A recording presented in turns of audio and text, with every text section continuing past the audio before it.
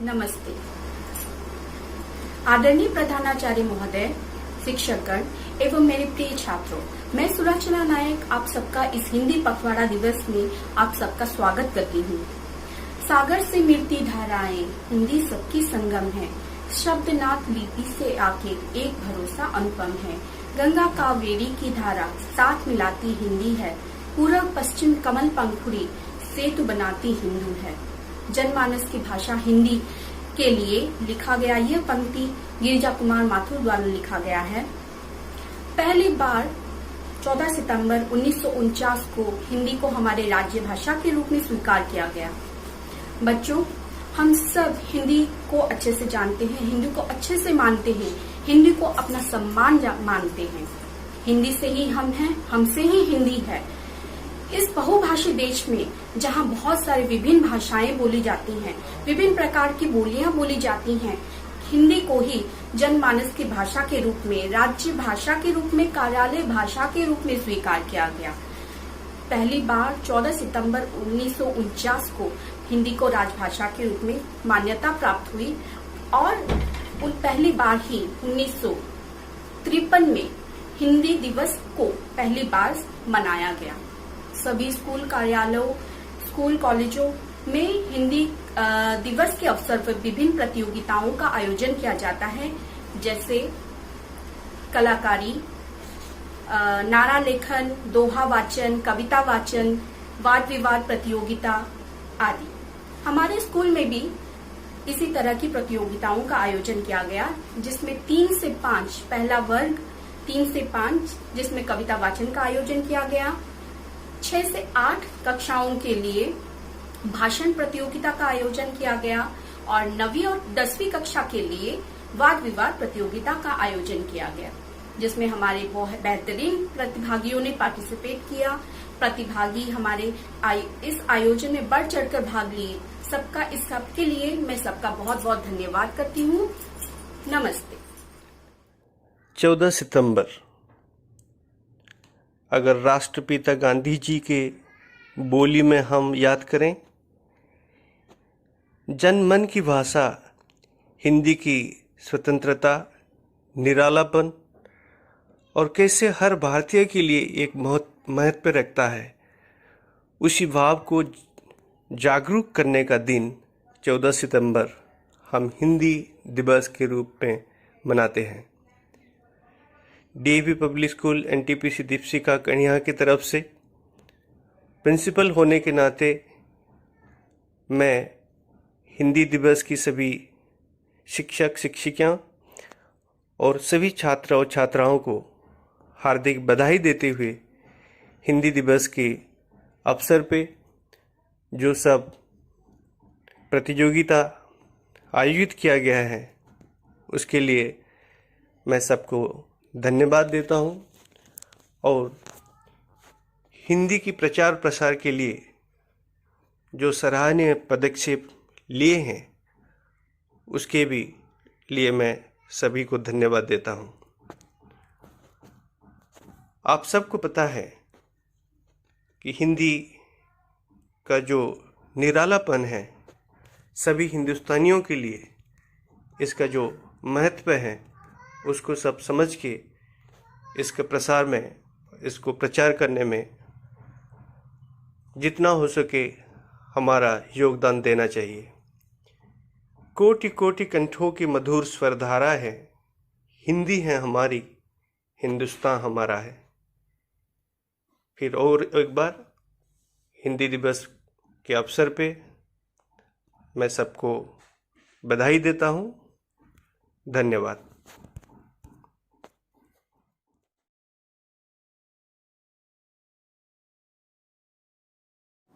नमस्ते, मैं अन्वेषा प्रधान कक्षा 5वीं ख की छात्रा आज आपके सामने एक कविता प्रस्तुत करने जा रही हूँ, जिसका शीर्षक है हिंदी हमारी देश की जान।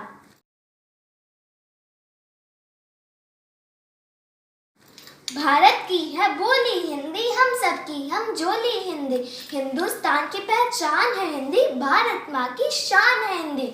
हिंदी हमारी राष्ट्रभाषा, इस पे हमें मान है, सबसे सरल सबसे अनोखी ये भारत की शान है। आदर है, संस्कार है, हिंदी में कितना दुलार है। प्रेम भाव है, अविराम है, हिंदी में कितना प्यार है। हिंदी से रखो ऐसा नाता, श्वास श्वास में घुल जाए। अलंकार है, धरोहर है, बिन मोल ये मिल जाए। भारत माता की ललाट पर जो चमचम करती बिंदी है, वही हमारी राष्ट्र की संवाहक भाषा हिंदी है। सदा करो इसका सम्मान, इससे है भारत का मान। एक सुर है, एक ताल है, एक हमारी तान है। सारी भाषाएं प्यारी हैं पर हिंदी हमारी जान है। जिसने पूरे भारत को जोड़ा वो मजबूत धागा है हिंदी। हिंदुस्तान की पहचान है हिंदी, हिंद का अभिमान है हिंदी। पुरखों की है ये सौगात, सब करते इसकी ही बात। अनपढ़ हो या शिक्षित कोई, इससे है परिचित हर कोई। हिंदी हृदय की वेदना है, हिंदी हृदय की जान है। मन के भावों को देती ये शब्दों का वरदान है। हिंदी हमारी आन है, हिंदी हमारी शान है। हिंदी बिन ना कुछ यहाँ, हिंदी हमारी जान है। हिंदी हमारी जान है, हिंदी हमारी जान है। धन्यवाद, आपका दिन शुभमय हो। नमस्कार, मेरा नाम प्रतीक यू कश्यप, मैं तीसरी कक्षा में पढ़ता हूँ और आज मैं एक कविता सुनाने जा रहा हूँ।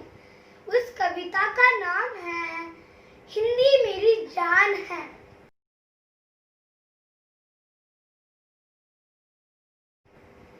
झन झन की भाषा है हिंदी, झन झन की भाषा है हिंदी। मेरी जान और अभिमान है हिंदी, मेरी जान और अभिमान है हिंदी। करो मत इसका अपमान, करो मत इसका अपमान। हमेशा बढ़ाओ इसका शान, हमेशा बढ़ाओ इसका शान।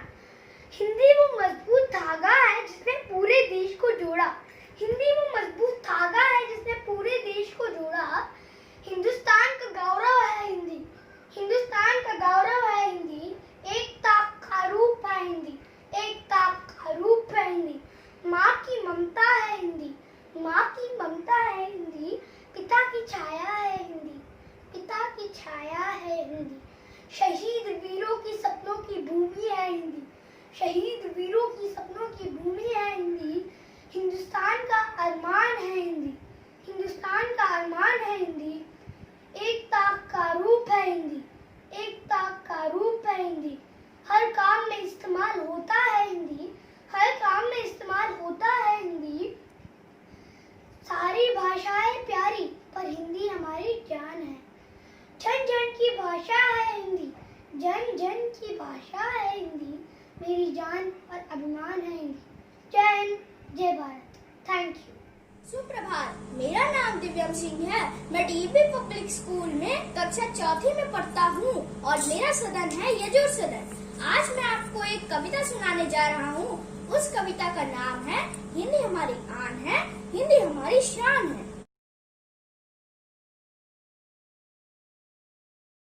हिंदी हमारी आन है, हिंदी हमारी शान है। हिंदी हमारी चेतना, वाणी का शुभ वरदान है। हिंदी हमारी वर्तना, हिंदी हमारा व्याकरण। हिंदी हमारी संस्कृति, हिंदी हमारा आचरण। हिंदी हमारी वेदना, हिंदी हमारा गान है। हिंदी हमारी चेतना, वाणी का शुभ वरदान है। हिंदी हमारी आत्मा है, भावना का साज है। हिंदी हमारी देश की हर तोतली आवाज है। हिंदी हमारी अस्मिता, हिंदी हमारा मान है। हिंदी हमारी चेतना, वाणी का शुभ वरदान है। हिंदी निराला प्रेमचंद की लेखनी का गान है। हिंदी में बच्चन, पंत, दिनकर का मधुर संगीत है। हिंदी में तुलसी, सूत, मीरा जैसी की तान है। हिंदी हमारी चेतना, वाणी का शुभ वरदान है। जब तक गगन में चांद सूरज की लगी बिंदी रहे, तब तक हमारे वतन की राष्ट्रभाषा ये अमर हिंदी रहे। हिंदी हमारे शब्द, स्वर, व्यंजन अमित पहचान है। हिंदी हमारे चेतना, वाणी का शुभ वरदान है। जय हिंद, जय भारत। को नमस्ते। आप सभी को हिंदी दिवस की हार्दिक शुभकामनाएं। जैसे कि आप सभी जानते हैं, हमारे विद्यालय में हर वर्ष हिंदी दिवस के उपलक्ष्य में विभिन्न प्रतियोगिताओं का आयोजन किया जाता है। इस परंपराओं को बनाए रखते हुए इस वर्ष भी हमने हिंदी दिवस के उपलक्ष्य में विभिन्न प्रतियोगिताओं का आयोजन किया गया, जिसपे आप सभी ने बढ़ चढ़कर भाग लिया। तो बच्चों, मैं सभी को तहे दिल से धन्यवाद देना चाहती हूँ। अंत में फिर से आप सभी को हिंदी दिवस की हार्दिक शुभकामनाएं। धन्यवाद। जब टूटने लगे हौसले तो ये याद रखना, बिना मेहनत के हासिल तक तो ताज नहीं होते। ढूंढ लेना अंधेरे में ही अपनी मंजिल, क्योंकि जुनून कभी रोशनी के महताज नहीं होते। नमस्कार, मैं साल लेकर कक्षा 6वीं की हूँ। आप सबका तहे दिल से स्वागत करती हूँ। मैं आप सबको कोरोना काल में मैं और मेरा विद्यालय से जुड़ी कुछ चटपटी बातों से अवगत करने जा रही हूँ।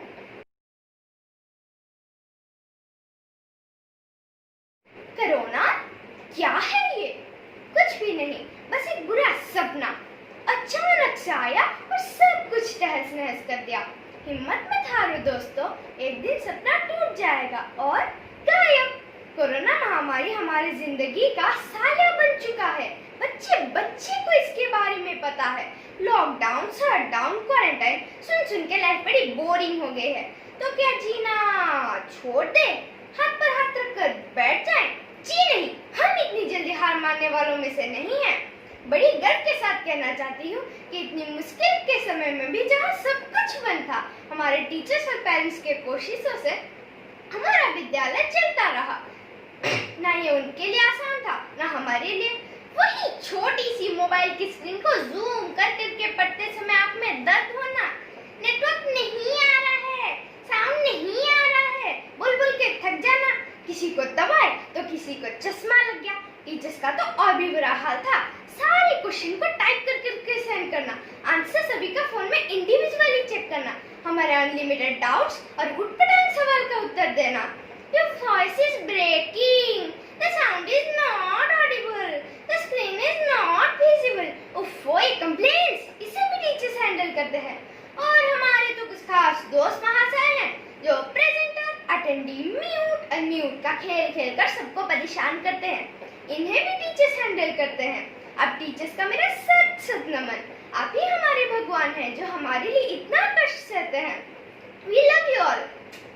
We salute you. आप ही हैं हमारे कोरोना योद्धा। हम वचन देते हैं, यूं ही जाने नहीं देंगे आपकी मेहनत। हम भी मेहनत करेंगे और एक दिन इस काबिल बनेंगे कि आपको हम पर गर्व होगा। हम वचन देते हैं, हम आपका, अपने माता पिता का और अपने विद्यालय का नाम जरूर रोशन करेंगे। हम वचन देते हैं, सारे नियमों का पालन करेंगे, मास्क, सैनिटाइजर, सोशल डिस्टेंसिंग का भी पालन करेंगे। हम वचन देते हैं, हम कोरोना को हरा कर रहेंगे। धन्यवाद, आपका दिन शुभमय हो। आदरणीय प्रधानाचार्य महोदय, शिक्षकगण एवं मेरे सभी प्यारे दोस्तों, आप सभी को हिंदी दिवस की हार्दिक शुभकामनाएं। आज मैं पूजा रानी साहू, कक्षा 8वीं की छात्रा, रीत सदन से आप सभी के समक्ष कोरोना काल में मैं और मेरे विद्यालय के ऊपर अपनी अनुभूति प्रस्तुत करने जा रही हूँ।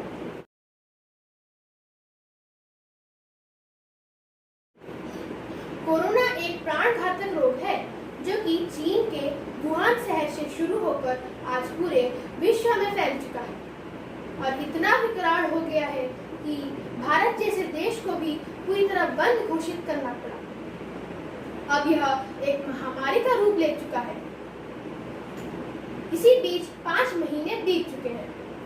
अब दैनिक लगभग 1 लाख के आसपास लोग कोरोना से संक्रमित हो रहे हैं और लगभग 75,000 लोगों की मौत भी हो चुकी है। उसके आगोश में आकर आज हर तरह के लोग, वह दौलतमंद हो या गरीब, समाज के कोई प्रतिष्ठित व्यक्ति हो या खुद कोई डॉक्टर, कोई नेता हो या फिर कोई अभिनेता हो, सब पूरी तरह फंस चुके हैं और चारों ओर बस सन्नाटा ही सन्नाटा है। जहाँ कभी हजारों और लाखों में लोगों का समागम हुआ करता था, आज वहाँ बस बहुत ही मुश्किल से हमें कुछ ही लोगों का यातायात देखने को मिल रहा है। आज हर तरह के उत्सव पर अंकुश लग चुका है। सबके चेहरे से हंसी गायब है। जिसे देखो मुंह पर एक मुखौटा ही राज कर रहा है और चारों ओर एक डर का माहौल फैल चुका है। हमारी शिक्षा व्यवस्था भी इससे अछूत नहीं है। कोरोना वायरस के संक्रमण के चलते ही हमारे स्कूल मार्च के महीने से ही बंद कर दिए गए हैं। इसी बात की कोई जानकारी नहीं कि हमारे स्कूल कब खुलेंगे। स्कूल के परिसर में भी सन्नाटा ही सन्नाटा है। जिसका प्रांगण बच्चों की किलकारियों से गूंजता था, आज वहां बस कुछ ही शिक्षकों की आवाज आ ही लगती रहती है। बंद कमरों से ऑनलाइन पढ़ाई चल रही है। पहले कुछ समय हम व्यायाम एवं योगा करते हैं ताकि हमारा तन और मन दोनों ही तंदुरुस्त रहे। फिर हम 9 बजे से 1:30 बजे तक पढ़ाई करते हैं। बीच बीच में हमें 15-20 मिनट का अवकाश भी मिलता है ताकि हमारे मन की स्थिति बने रहे और हमारे आंखों पर कोई बुरा असर ना पड़े। लेकिन ऑनलाइन पढ़ाई में वह मजा नहीं जो हमें स्कूल में जाकर मिलता था। आज हमें हमारे स्कूल की चहल पहल, पढ़ाई और दोस्तों के साथ मौज मस्ती बहुत याद आ रही है। भगवान करे हमारी बीते हुए। आदरणीय प्रधानाचार्य, सम्मानित शिक्षकगण और मेरे प्रिय भाई और बहनों, आप सभी को हिंदी दिवस की बहुत बहुत शुभकामनाएं। मैं प्रिशा प्राप्ति 7वीं कक्षा की छात्रा ऋग सदन से आज मैं आप सभी के समक्ष मेरे दिए गए विषय कोरोना काल में मैं और मेरा विद्यालय विषय पर अपना विचार व्यक्त करने जा रही हूँ। आशा करती हूँ कि आप सभी को पसंद आएगा।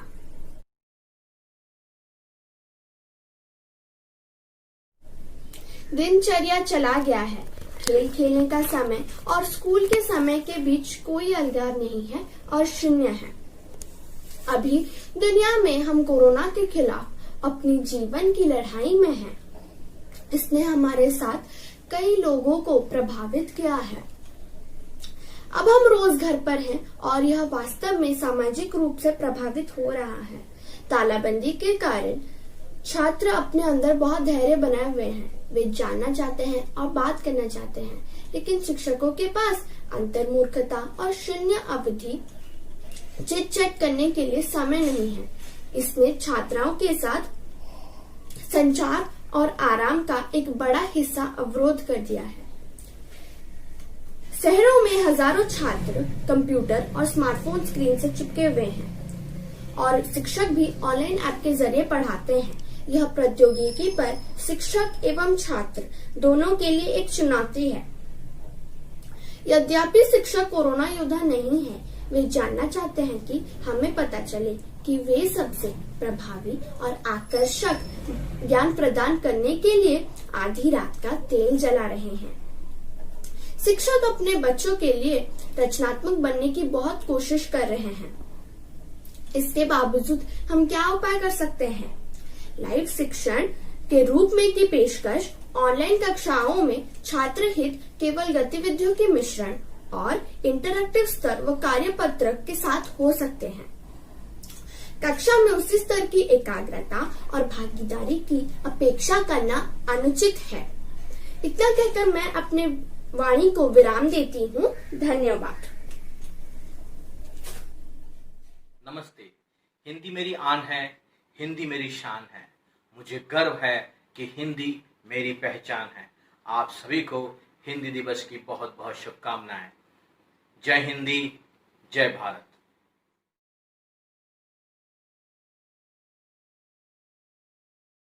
सही क्या है, गलत क्या है, ये सबक पढ़ाते हैं आप। झूठ क्या है और सच क्या है, यह बात समझाते हैं आप। जब सूझता नहीं कुछ भी हमको, तब राहों को सरल बनाते हैं आप। गुरुजी आपके उपकारों का कैसे चुकाऊं मैं मोल, लाख कीमती धन भला, गुरुजी आप हो मेरे लिए अनमोल। नमस्ते आदरणीय शिक्षकगण, मेरे प्यारे मित्रों। मैं प्रियंका प्रियदर्शनी साहू 9वीं कक्षा की छात्रा हूँ और मैं ऋग सदन से हूँ। आज मुझे क्या तकनीकी शिक्षा एक शिक्षक का स्थान ले सकती है, उसके संदर्भ में अपना मत रखने का सुनहरा अवसर प्राप्त हुआ है।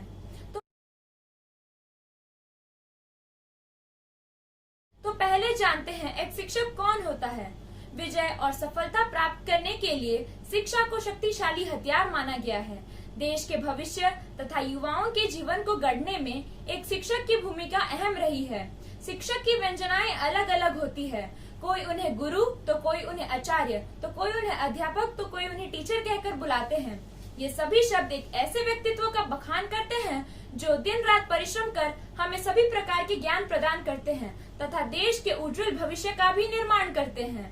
लेकिन दोस्तों, आज जैसे कि हम जानते हैं, हम कोरोना की भयंकर महामारी का सामना कर रहे हैं। लेकिन इन हालातों में भी हमें हौसला नहीं खोना चाहिए और इसका डट कर सामना करना चाहिए। लेकिन तकनीकी उपकरण कई हद तक छोटों से लेकर बड़ों तक सबकी सहायता कर रहा है।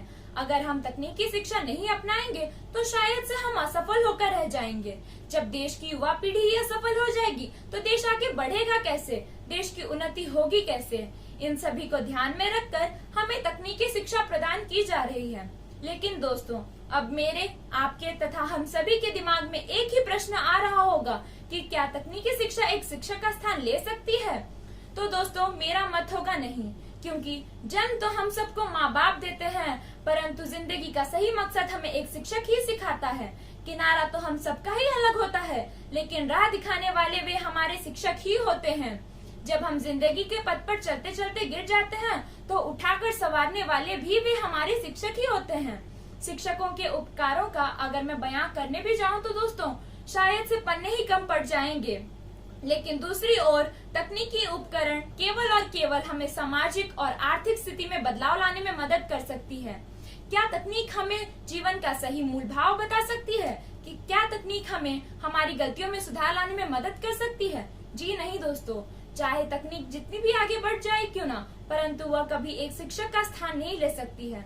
जैसे कि हम जानते ही हैं, गुरु ब्रह्मा गुरु विष्णु गुरुदेव महेश्वर गुरु साक्षात परम ब्रह्मा तस्मै श्री गुरवे नमः। इस पंक्ति का यह आशय है कि जिस प्रकार ब्रह्मा जी, विष्णु जी तथा शिव जी ने मिलकर इस पूरे ब्रह्मांड का सृष्टि किया है, उसी तरह एक शिक्षक को भी परम ब्रह्मा कहा गया है, क्योंकि वह वही होता है जो एक शिष्य के जीवन को गढ़ता है तथा उसका सही मार्गदर्शक होता है। इसलिए शिक्षक के स्थान को समाज में सबसे ऊंचा सम्मान दिया जाता है। इसी के साथ मैं अपने भाषण को शेष करती हूँ। धन्यवाद आपका। नमस्कार आदरणीय शिक्षकगण एवं मेरे प्रिय साथियों, मैं प्रेरणा कश्यप कक्षा 10वीं अ की छात्रा रिक्त सदन से आज आप सबके सामने आज के विषय यानी क्या आज के संदर्भ में अध्यापक का स्थान तकनीक ले सकती है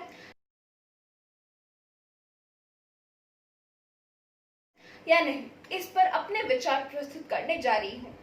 जिस प्रकार ब्रह्मा को पूरे सृष्टि का रचयिता माना जाता है, उसी प्रकार छात्र के संपूर्ण जीवन का रचयिता उनके गुरु होते हैं।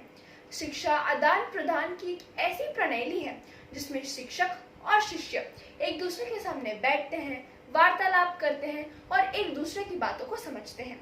अचानक एक महामारी आई जिससे सबसे ज्यादा प्रभाव पड़ा है हमारी शिक्षा पर। ऐसे समय में आई ई शिक्षा। क्या ई शिक्षा या तकनीक एक अध्यापक का स्थान ले सकती है? इसके विपक्ष में मैं आज अपने विचार प्रस्तुत करने जा रही हूँ। ई शिक्षा के लिए बहुत सारी जरूरतों की आवश्यकता है, जैसे इंटरनेट की सुविधा, स्मार्टफोन, लैपटॉप, माइक्रोफोन आदि। और अगर हम अपने भारत देश के बारे में सोचें तो 1.5 करोड़ छात्रों में से 90 लाख छात्र ई शिक्षा तक नहीं पहुंच पा रहे हैं। और अगर हम अपने समाज के निचली श्रेणी के बारे में सोचें तो वह तो इस शिक्षा को वहन तक नहीं कर पा रही है। और अगर वहन कर भी ले तो क्या भारत जैसे देश में हर स्थान पर इंटरनेट की सुविधा है? विकिपीडिया के द्वारा हमें पता चलता है कि केवल 63% भारतीय ही इंटरनेट की सुविधा का लाभ उठा रहे हैं। और अगर हम मान भी ले कि हर स्थान पर इंटरनेट की सुविधा है, तो क्या अकेला तकनीक हमें विद्या प्रदान कर सकता है? नहीं, क्योंकि अगर हम आज भी इंटरनेट या किसी भी वेबसाइट पर किसी भी विषय पर खोज करेंगे तो हमें बहुत सारे उत्तर मिलेंगे, पर यह उत्तर भी तो हमें शिक्षक वर्ग ने ही तकनीक के माध्यम से प्रदान किया है। तो तकनीक केवल एक माध्यम बन सकता है। गलत राह पर भटके हम शिक्षक नहीं तो सही राह दिखाया है। सत्य के मार्ग पर चलने के लिए और मुसीबतों का डट कर सामना करने के लिए हमें शिक्षक नहीं तो प्रेरित किया है। एक गुरु का जीवन में बहुत मूल्य होता है। जैसे महान सम्राट चंद्रगुप्त मौर्य जी के पीछे उनके गुरु आचार्य चाणक्य और स्वामी विवेकानंद जी के पीछे उनके गुरु श्री राम। शिक्षक का महत्व कभी ना होगा कम, शिक्षक का महत्व कभी ना होगा कम, चाहे कर ले कितनी भी उन्नति हम। वैसे तो इंटरनेट पर है हर प्रकार का ज्ञान, परंतु अच्छे बुरे की नहीं है उसे पहचान, अच्छे बुरे की नहीं है उसे पहचान। नमस्कार आदरणीय अध्यापक एवं अध्यापिका महोदय, मैं अन्वेषा 10वीं क की छात्रा यदुर सदन से आज आप सबके समक्ष क्या वर्तमान संदर्भ में तकनीक शिक्षक की जगह ले सकती है इस विषय के विपक्ष में अपने विचार प्रस्तुत करना चाहूंगी।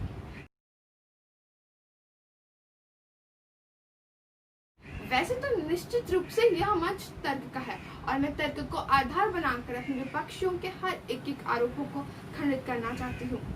यह एक बहुत ही ज्ञान तथ्य है कि आज के इस आधुनिक युग में तकनीक लगभग हर चीज की जगह ले रही है। हमें लिखने के लिए कागजात और कलमों की आवश्यकता नहीं है, क्योंकि सॉफ्टवेयर का उपयोग लिखने के लिए किया जा सकता है। ई पुस्तकें और पीडीएफ के आगमन के कारण हमें भौतिक पुस्तकों की कोई आवश्यकता नहीं है। तो अभी सवाल उठता है, क्या यह तकनीक शिक्षकों को भी बदल सकती है? क्या यह तकनीक आभासी शिक्षकों जैसा सिखाने के लिए पर्याप्त परिष्कृत है? क्या शिक्षकों की जरूरत सच में खत्म हो रही है? वैसे तो इस विषय पे सबकी धारणा अलग अलग है, परंतु मेरा यह मानना है कि उपयुक्त तर्कों का उत्तर है नहीं। तकनीक कभी भी एक शिक्षक की जगह नहीं ले सकती। परंतु इस विषय में कोई भी संदेह नहीं है कि आज के इस कोविड-19 स्थिति के दौरान तकनीक सीखने की प्रक्रिया में बहुत ही मदद कर रही है। परंतु इसका यह मतलब नहीं है कि वह निश्चित रूप से शिक्षक की भूमिका को बदल सकती है। तकनीक घर बैठे ही शिक्षित करना आसान बना देती है, परंतु वो शिक्षा भी तो एक शिक्षक द्वारा ही प्रदान की जाती है। मैं इसको एक उदाहरण के माध्यम से समझाना चाहूंगी कि हम सब ने देखा है कि ऑनलाइन पाठ्यक्रमों में एक शिक्षक को अपना व्याख्यान देने के लिए या अपनी वाणी को समझाने के लिए स्काइप सत्र, ट्यूटोरियल, वीडियो आदि की जरूरत होती है। लेकिन अभी भी ऐसे बहुत सारे बच्चे हैं जिनको इन ऑनलाइन सत्रों को संचालित करने के लिए कंप्यूटर सीखने की जरूरत है, जो कि केवल एक शिक्षक द्वारा ही सिखाया जा सकता है। शिक्षक और छात्र का एक भावनात्मक संबंध जुड़ा हुआ है। अब मान लीजिए, अगर एक छात्र एक धीमे शिक्षार्थी हो या धीमी गति से सीखने वाला हो या चीजें या अवधारणाओं को अच्छे से समझ नहीं सकता, तो एक शिक्षक उसको तब तक समझाता है जब तक वो छात्र उसको समझ नहीं लेता। अब आप ही बताइए, क्या यह चीज किसी प्रकार की तकनीक कर सकती है? उत्तर है नहीं, कभी भी नहीं। शिक्षक आपको नैतिक मूल्य सिखाती है, परंतु एक कंप्यूटर आपको कभी भी शिष्टाचार या नैतिक मूल्य नहीं सिखा सकती। परंतु एक शिक्षक आपको अपने विषय वस्तु के साथ ही साथ इन सभी चीजों का ध्यान रखती है। शिक्षक केवल पढ़ाने का ही कार्य नहीं करती, वह एक संरक्षक, एक मार्गदर्शक एवं एक प्रेरणा के रूप में एक छात्र के लिए कार्य करती है। एक ऐसी भूमिका निभाती है जिसे किसी भी प्रकार की तकनीक द्वारा प्रतिस्थापित करना नामुमकिन है। अंत में मैं अपनी वाणी को विराम की ओर ले जाते हुए यह कहना चाहूंगी कि तकनीक केवल सीखने की प्रक्रिया में मदद कर सकती है, परंतु एक शिक्षक द्वारा प्रदान किए जाने वाले ज्ञान एवं अनुभव को कभी भी प्रतिस्थापित नहीं कर सकती। अतः शिक्षा का भविष्य तकनीक बनाम शिक्षक नहीं होना चाहिए, बल्कि तकनीक के साथ ही साथ शिक्षक होना चाहिए। अगर हम इस संतुलन को बनाए रखते हैं तो हम आगे एक ऐसी शिक्षा प्रणाली की उम्मीद करेंगे जो कि केवल सीखने को बढ़ावा नहीं देगी, बल्कि रचनात्मक स्वतंत्रता एवं अभिव्यक्ति के द्वार भी खोल देगी। धन्यवाद। आपका दिन शुभमय हो।